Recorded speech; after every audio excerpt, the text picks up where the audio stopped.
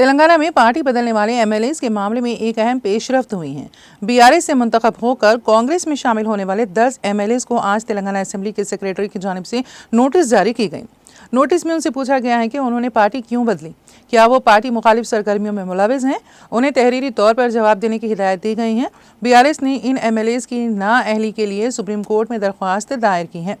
Party बदलने वाले MLAs में दानम नागेंद्र, तेल्लम वेंकटराव, कड़ियम श्रीहरि के खिलाफ सबसे पहले बीआरएस एमएलए पाड़ी कौशिक रेड्डी ने दरख्वास्त दी थी।